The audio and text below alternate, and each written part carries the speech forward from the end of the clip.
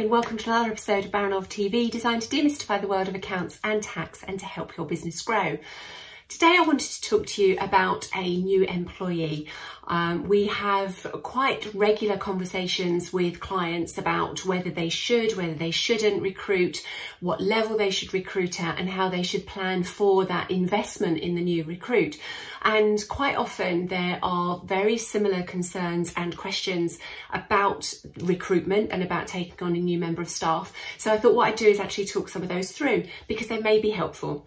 So the first off is the cost of a new recruit to the team. And quite often people are thinking, well, I can't afford £25,000, £30,000, whatever it may be, when you take into account the salary costs, the national insurance costs, pension costs, and the investment in actually setting a new member of staff up. So things like their infrastructure in terms of PC or Mac, whatever it may be.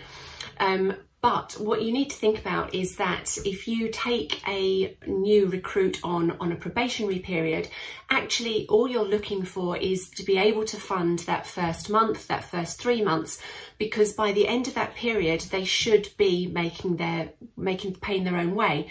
So for example, you need to work out how much you or whoever they are going to be supporting is going to be able to earn the business in that probationary time and going forward. So it may be that actually you are going to be offloading or delegating a chunk of your time to that new member of the team, and that may free you up for 2 days a week, 3 days a week. So what can you achieve in the business in those 2 or 3 days a week?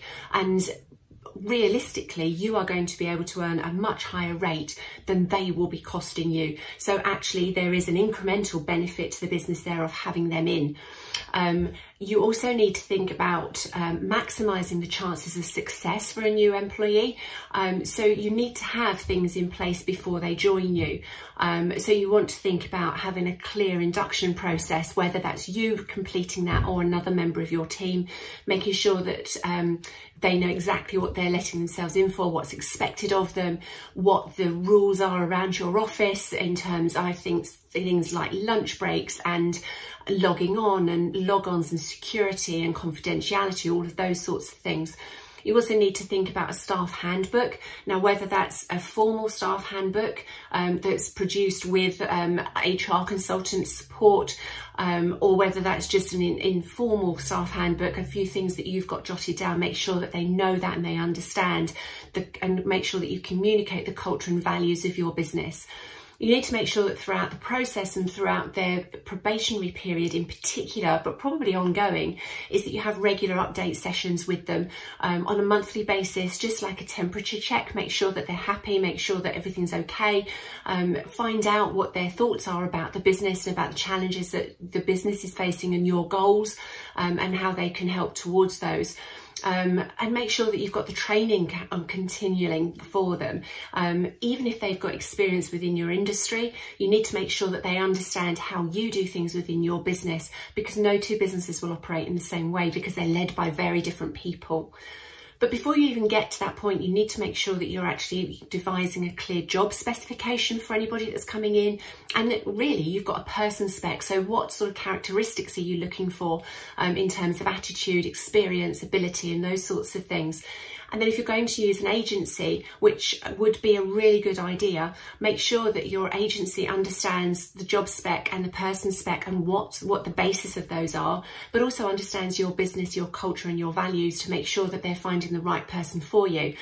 It's like registering with an estate agent in the days gone by. You want to make sure that when you register for a 3-bed semi, they're not sending you 1-bed flats and those sorts of things. You want to make sure that they're actually saving you the time that you're paying them to save you in terms of the sifting process. Another thing that I would strongly recommend is that you trust your gut if you're recruiting. Over the 14 years that we had our last business, we recruited quite a lot of people because we had quite a lot of significant growth. And on 2 occasions in that period, we had to let people go during their probationary period. And the one commonality between the 2 of them was that we didn't think that they were necessary. We weren't comfortable with those recruits at the time we made them. We should never have done it, and we really learnt the lesson on the second one. But we had had to absorb the sunk costs of having invested time in them and having to go through the recruitment process again. It's a lesson we learned and one that I'd like to pass on to all of you. And finally, if you can't find the right person, and recruitment can be really hard, it may be that you may have to increase your budget to get the right person, but by doing that, you might actually just open up the next level of candidates, which may give you the exact person that you want. And if by upgrading your person spec slightly, you can get somebody who's going to be of more value to the business quicker, then actually you can recoup that additional budget fairly quickly. So there is more at play in the value and the cost of bringing an employee into the business than just their salary costs and those sorts of associated costs. So that's a whistle-stop tour of them from our perspective. If you are thinking about recruiting, then please do get in touch and we can help you make sure that the budget works for that. Otherwise, I will see you all very soon.